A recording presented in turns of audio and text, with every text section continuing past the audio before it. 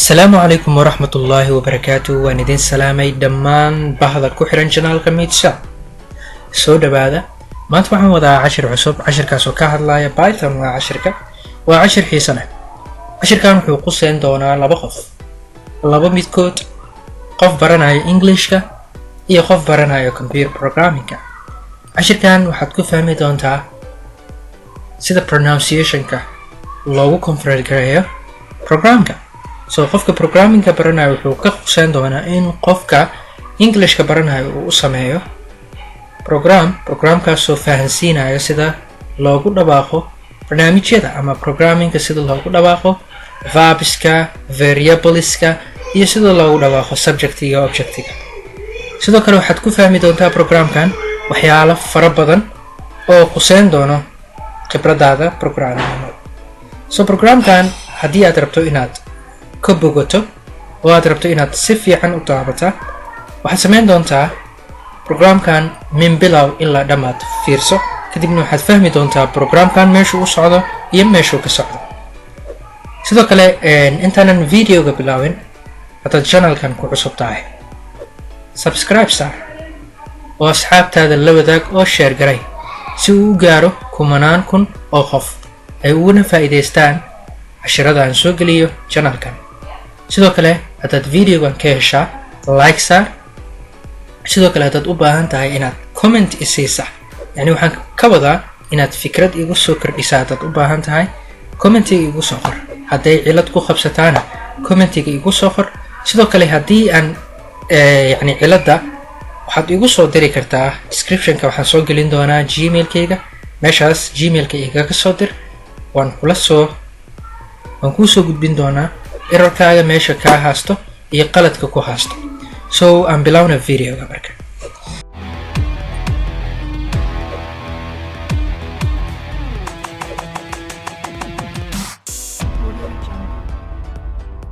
maanta videogana wuxuu qosaan doonaa sidaan u samayn karnaa application ka caawinaya dadka inay bartaan pronunciationka ama dhawaaqa englishka waxaan samayn doonaa application ku saabsan python applicationkan ku saabsan wuxuu samayn doonaa waxaan qori doonaa qoraal waxaan ka dhigi doonaa maqal qoraalkaasaan maqal ka dhigayno ma fudud yahay mise waa adag yahay videoga markaad dhamaysata waxaad dhihi doontaa waa adag yahay ama waa fudud yahay so hadduu adag yahay commentiga igu soo qor wuu adag yahay hadduu fudud yahayna commentiga igu soo qor wuu fudud yahay so aan bilowna programka so programka markaad bilaabaysid waxaad u baahan tahay inaad haysataa text editor nooc walba ha ahaado sublime ha ahaado VS Code ha ahaado oo kana hadda isticmaalaya ah sidoo kale Notepad++ ha ahaado whatever you want waad ku samaysan kartaa so marka aan bilowna waxaan leenahay marka file cusub aan sameynaynaa fileka waxaan u bixin doonaa magaca aan u baahannahay inaan u bixino tusaale ahaan magacaan rabo inaan u bixiyo waxaa waaye filekeena waxaan u bixin doonaa translator ama trans aan u bixin doonaa .py waxaan ka wadaa waa extensionka ay leedahay Python oo loo soo gaabiyo py kadibna enter aan leeyahay so koodka meeshaan ka bilaaban doonaa koodka markaan rabo inaan bilaabo first waxaan soo import garaysanaa marka hore Python waxaan aragnaa mar walba in la dhahaa waa easy language waa luqad fudud oo programming language ka tirsan sidoo kale waa high level languageska sidoo kale it understand user friendly waxay saaxiib la tahay qofka userka sababta loo dhahay mataqaanin yani package-yada lagu isticmaalo Pythonka waa portable packages waa package fudud loo import garaysan karo aanan kaaga baahnayn inaad meel ka soo koobiyeysaa aad isticmaasha kaliya waad install garaysanaysaa kadibna waad isticmaalaysaa so marka packageka aan soo import garaynayno intay kasoo import garaynayna marka koowaad waa taa packageka aan soo import garaynayna intay kasoo import garaynayna waxaan kasoo import garaynaynaa from waxaan ka keenaynaa waxa loo yaqaano GTTS wax kale ma laga wado waxaa laga soo gaabiyey Google Text to Speech يعني Google way fududeysay waxayna u fududeysay dadka programmingka barta inay samaysan karaan program ay ku fahmaan sida luqadda yani kaliya ma loogu talagalin dadka baranaya pronunciationka waxaa loogu talagalay markaad u baahan tahay program inaad ka hadalsiisaa inaad isticmaali karto GTTS GTTS waxaa loogu talagalay dadka sameynaya programmada artificial intelligence-ga. So programkan wuxuu ahaan doonaa mid artificial intelligence-ga saaxiib la ah. Means waxaan dhihi karnaa xitaa waa artificial intelligence. So markaan dhahno GTTS from waxaad ka keentaa adigoo soo import gareysanayo, waxaad soo import gareysan doontaa main package-ka uu leeyahay GTTS. So markaan saas dhaho kadibna enter aan leeyahay. So hadda waxaan sameeyay hal qodobkaas oo ah importation, inaan wax soo import gareeyay. Importing haddaadan fahansanayn waxaad ku laaban doontaa basic fundamental programming-ka sida C++, sidoo kale C language iyo Java. waad ku laaban doontaa, waxaad fahmi doontaa importing-ka wuxuu yahay. sidoo kale waxaan qabsan doonaa variable text ah.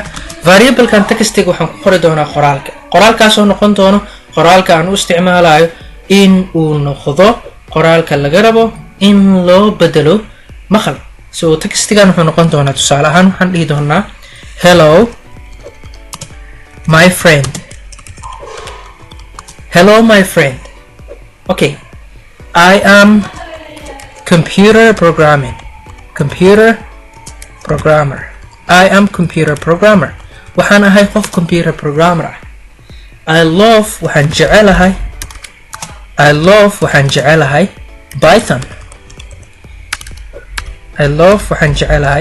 Python.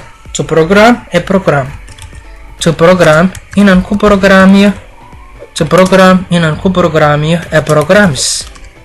Programmada inaan ku programmiyo waxaan jecelahay Python. Ama waxaad samayn kartaa waxaan inaad iska dhaaftid oo aad soo koobiyeysataa cashirka oo ahaa New Concept-ga. cashirkii buuggii labaad ee New Concept-ga looga hadlayay it was a Sunday qof ninkii aadi jiray theaterka. cashirkaas aad soo koobiyen doonaa waa kan privilege conversation oo ahaa kanaan soo koobiyeysan doonaa. wax kale ma samayn doono, asaan soo koobiyeysan doonaa control C aan leenahay kadibna intaan ku paste gareyn doonaa. markaan ku paste gareyno waxaan leenahay saa markuu noqdo waxaan dhihi doonaa enter. cashirkuu dheer yahay so enter aan dhihi doonaa. markaan enter gareyno waxaan tagi doonaa halkan uu dheer yahay cashirka line-ka hadaaridid waa break gareyn kartaa, laakiin ani break ma u baahniba, kaliya wuxuu u baahanahay inuu textiga ii akhriyo. so textiga markaan saas u sameeyo oo aan soo koobiyey New Concept-ga lesson-kii ahaa. sidoo kale waxaan dhihi doonaa speech. variable-kan waxaan u isticmaali doonaa inuu ka hadalsiiyo textiga. speech aan leeyahay wuxuu la mid noqon doonaa GTTS oo u taagan Google Text to Speech. waxa laga hadalsiinaya muxuu noqon doonaa waa textiga. yacni variable-ka la dhahayo speech wuxuu ka hadalsiin doonaa ama lagu shubi doonaa variable-ka text ku jira. waxyaalaha text ku jira waxay noqon doonaan inay isku bedelaan dhawaaq inay isku bedelaan. so markaad saas samaysa waxaad u baahnaan doontaa marka dhawaaqa inaad u bedesha conversion aad ku samaysa save gareysa mp3 aad ka dhigtaa. kaliya waxaad isticmaali doontaa hal line-kaasoo kaa caawin doona inaad save gareyso. speech variable-ka la dhahayo ee ku jirto textigii oo loo bedelay Google Text to Speech-kii loo bedelay textiga ahaa oo loo bedelay speech. waxaad ku save gareyn doontaa .save aad leedahay. waxaad ku save gareyn doontaa wax kale ma ku save gareynaysid variable-ka aad u baahan tahay magaciisa. tusaale ahaan mp3-ga markaad rabto inaad save gareyso wuxuu leeyahay magac. tusaale ahaan lesson 1 lesson 2 whatever it is waxaan u bixin doonaa tusaale ahaan lesson 1. waxaan leenahay lesson 1.mp3. mp3 waa lagama maarmaan. haddaadan dhihin mp3 wax kuuma save gareysmaayo. yacni kan wuxuu noqon doonaa extension-ka uu ku save gareysmaayo. haddaa lesson 1 dhahdid kaliya wuxuu kaa noqon doonaa inuu error ku qabsadaa laga yaabo, laakiin haddaad dhahdo .mp4.mp3 wuxuu noqon doonaa mp3 maqal ah. kadibna waxaan leenahay control S. so waxaan ku dari doonaa marka variable lasoo bandhigayo waxaa lasoo bandhigaa markuu datadan dhamaado speech-ka markuu dhamaado in variable lasoo bandhigo. waxaad dhihi doontaa print. waxaad soo bandhigtaa markii datadaas la sameeyo waxaad soo bandhigtaa data has been saved successfully. data ama audio has been saved successfully. waa la save gareeyay oo kale aad ku soo bandhigi doontaa successfully. waa la save gareeyay datada. kadib waxaan leenahay si aan uga shaqaysiino trends oo ahaa magaca programka trends trends aan leenahay trends okay wait trends.py enter aan leenahay. So marka uu convert garoobo wuxuu soo bandhigi doonaa audio has been saved successfully. wuxuu soo bandhigi doonaa audio has been saved successfully. waan sugaynaa ilaa uu ka sameysmo wax yar uu qaadan doonaa. okay waxaa yaraa dhiman hadduu shaqayn waayeen waxaan sameyn doonaa intaan ka gali doonaa. okay marka aan fiirino meeshaan waxaan ka raadin doonaa magacaan u bixin waxaa waaye lesson1.mp4. okay waxaa qaldan wuxuu soo qoray connection abort. okay waan ku laaban doonaa connection qaldan waan ku laaban doonaa. packageka sidaan u isticmaalnay ayaa laga yaabaa inuu qaldan yahay ama waxaa laga yaabaa printigan inaan qaladnay. so printigan aan ka saarno kadibna aan dhahno okay wait a minute aan dhahno trends.py kadibna enter aan dhahno. so hadda aan fiirina marka hadduu uu gudbo imenes waa shaqeeyey waaye. waan sugaynaa ilaa uu ka shaqeynayo. waxaan tagi doonaa meesha waxaan tagi doonaa halkan. okay magacaan u bixina muxuu ahaa lesson1. okay lesson1 aan fiirinayna marka waxaan tagi doonaa halkan waxaan raadin doonaa lesson1 kana wax ma ku jiro ha waa fiirinayna marka waa daarayna. okay soundigan ku daarayna markaan daarayna waxaan sameyn doonaa inaan dhahno intaan geen doonaa kadibna waan daari doonaa. Last week I went to the theatre. I had a very good seat. The play was very interesting. I did not enjoy it. A young man and a young woman were sitting behind me.